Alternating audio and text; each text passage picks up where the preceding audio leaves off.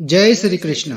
नमस्कार दोस्तों, स्वागत है आप सभी का हमारे चैनल भक्ति ज्ञान में। दोस्तों, आज मैं आपको द्वादशी के दिन सुनी जाने वाली द्वादशी महात्म की कथा और तुलसी माता की कहानी सुना रहा हूँ। युधिष्ठिर ने कहा, भगवान, सब प्रकार के उपवासों में जो सबसे श्रेष्ठ महान फल देने वाला और कल्याण का सर्वोत्तम साधन हो, उसका वर्णन करने की कृपा कीजिए। श्री भगवान बोले, महाराज युधिष्ठिर, तुम मेरे भक्त हो।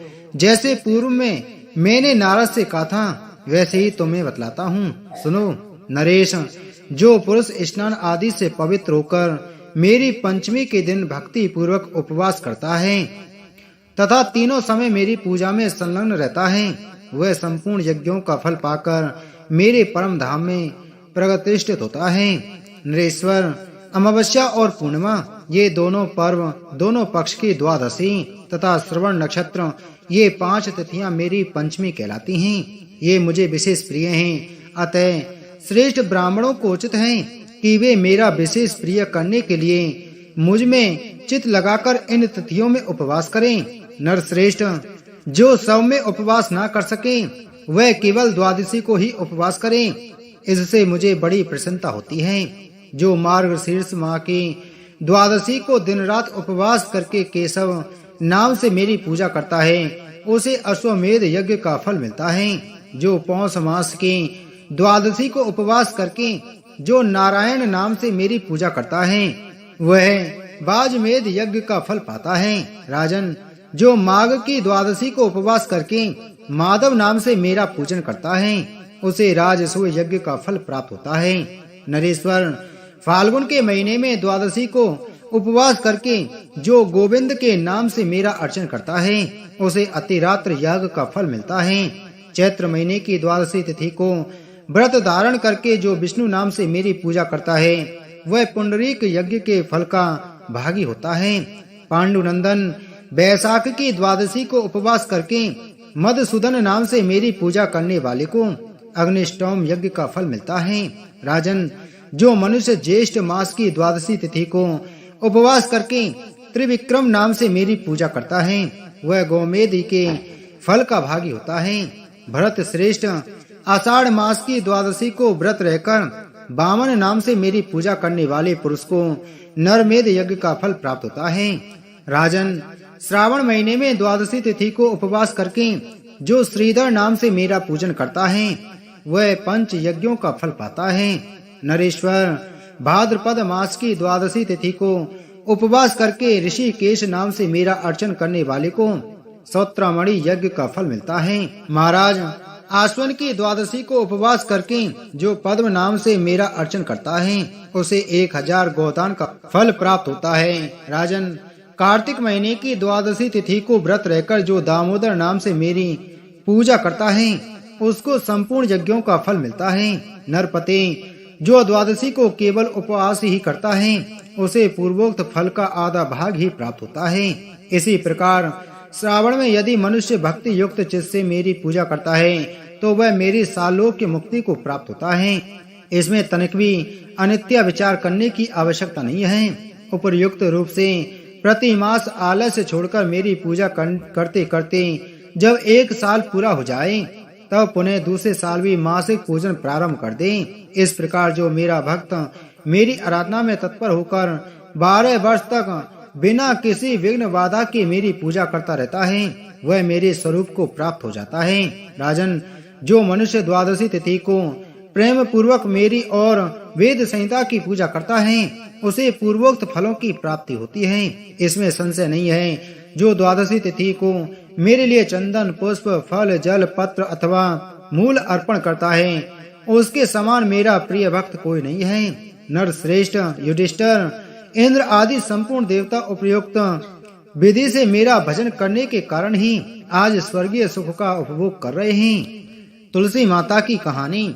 जो भी भक्त सच्ची श्रद्धा के साथ भगवान विष्णु का पूजन करते हैं, भगवान गणेश जी की पूजा करता है, भगवान सालग्राम का पूजन करते हैं, तुलसी माता का पूजन करते हैं, एकादशी का व्रत करते हैं, एकादशी व्रत के बाद द्वादशी के दिन पारण के समय द्वादशी की कहानी सुनते हैं और तुलसी माता की कहानी सुनते हैं, इससे भगवान श्री हरि विष्णु अति प्रसन्न होते हैं और अपनी कृपा प्रदान करते हैं। एकादशी का व्रत जो कि सभी प्रकार के पापों को नष्ट करने वाली और व्यक्ति के जब पाप नष्ट हो जाते हैं तो उनके पुण्य का उदय हो पाता है और सभी प्रकार के संसारिक सुखों की प्राप्ति होती है।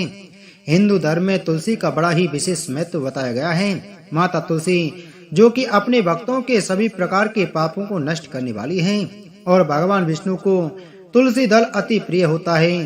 बिना तुलसी दल के भगवान विष्णु पूजा स्वीकार नहीं करते और जहाँ पर भी तुलसी का वृक्ष होता है वहाँ पर यम के दूत भी नहीं आते और जाते हैं। इसलिए सभी भक्तों को तुलसी माता की पूजा जरूर करनी चाहिए और तुलसी माता के नीचे दीपक जलाना चाहिए और तुलसी दल भगवान विष्णु को अर्पित जरूर करनी चाहिए। ऐसे में तुलसी माता और भगवान विष्णु का आशीर्वाद प्राप्त होता है। तुलसी माता का विवाह पूरे विधि विधान के साथ कार्तिक के महीने में भगवान सालग्राम के साथ किया जाता है। प्रत्येक दिन भगवान विष्णु का पूजन करना चाहिए और भगवान विष्णु के साथ साथ माता तुलसी का भी पूजन जरूर करना चाहिए। भगवान विष्णु और माता तुलसी का दोनों का एक साथ कृपा प्राप्त होती है। एक बार एक गांव में एक बुजुर्ग महिला रहा करती थी। वह बहुत ही पूजा पाठ किया करती थी। वह रोज तुलसी माँ की पूजा करती थी और वह बुजुर्ग महिला रोज तुलसी माँ से कहती थी, हे तुलसी माँ, तुम मुझे बहु दे, पीताम्बर की धोती दे, मीठा मीठा घास दे, बैकुंठ में वास दे, चटक की चाल दे, पटक की मौत दे, चंदन का काट दे, रानी सा राज दे, दाल भात का भोजन दे, 11 की मौत दे और कृष्ण जी का कांदा दे। वह बुजुर्ग महिला तुलसी माता की रोज पूजा करती और उनके बिडले को रोज सींचती। तुलसी माता बुजुर्ग महिला की बात सुनकर धीरे धीरे सूखने लगी। तभी भगवान श्री कृष्ण ने देखा कि तुलसी माता सूख रही हैं और तभी एक दिन भगवान श्री कृष्ण तुलसी माता जी के पास प्रकट हो गए और भगवान श्री कृष्ण जी ने तुलसी माता से पूछा, तुम क्यों सूख रही हो? सभी महिलाएं तुम्हारी पूजा करती हैं और तुमको सींचती हैं, लेकिन फिर भी तुम सूखती ही जा रही हो। इसका क्या कारण है?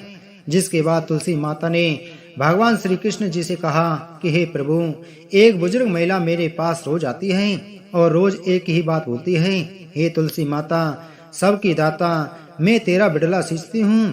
तुम मुझे बहु दे, पीताम्बर की धोती दे, मीठा मीठा घास दे, बैकुंठ में वास दे, चटक की चाल दे, पटक की मौत दे, चंदन का काट दे, रानी सा राज दे, दाल भात का भोजन दे, 11 की मौत दे और कृष्ण जी का कांदा दे।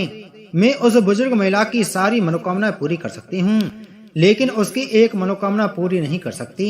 मैं कृष्ण जी का कांदा कहाँ से दूंगी उसको? तभी भगवान श्री कृष्ण जी तुलसी माता की बात सुनकर जोर जोर से हंसने लगे और फिर भगवान श्री कृष्ण जी ने तुलसी माता जी से कहा कि तुम चिंता मत करो, जब उस बुजुर्ग महिला की मृत्यु होगी तब मैं स्वयं ही उसको कांदा देने आ जाऊंगा और तुम उस बुजुर्ग महिला से यह बता देना।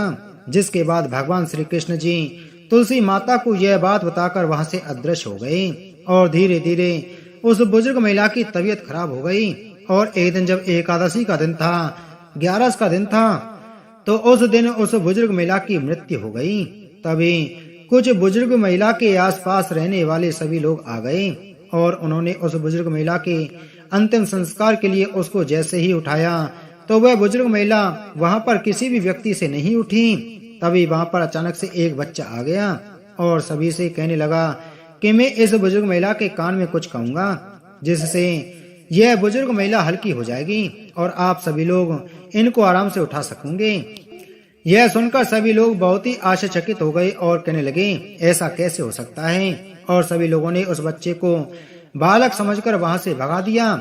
लेकिन वहां पर उपस्थित एक बुजुर्ग आदमी ने उस बच्चे से कहा कि जाओ, तुम्हें जो कुछ कहना है वह कह लो। लेकिन सभी लोगों को यह पता नहीं था कि बच्चे के रूप में भगवान श्री कृष्ण खुद ही आए हैं उस बुजुर्ग महिला को कांदा देने के लिए। जिसके बाद भगवान श्री कृष्ण ने उस बुजुर्ग महिला के पास गए और उनके कान में जाकर कहने लगे, माई मन की निकाल ले, पीताम्बर की धोती ले, मीठा मीठा घास ले, बैकुंठ में वास ले, चटक की चाल ले, पटक की मौत ले, चंदन का काट ले और अब ले कृष्ण जी का कांदा भी ले।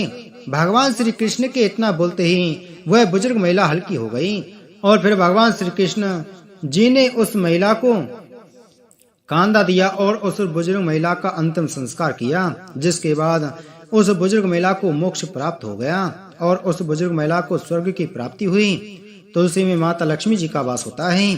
तुलसी जी का पेड़ लगाने से घर में सुख शांति और समृद्धि बनी रहती है और तुलसी जी की पूजा करने से मोक्ष की प्राप्ति होती है।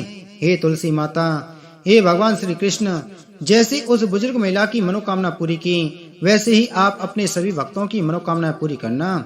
बोलो तुलसी माता की जय। बोलो श्री कृष्णचंद्र भगवान की जय।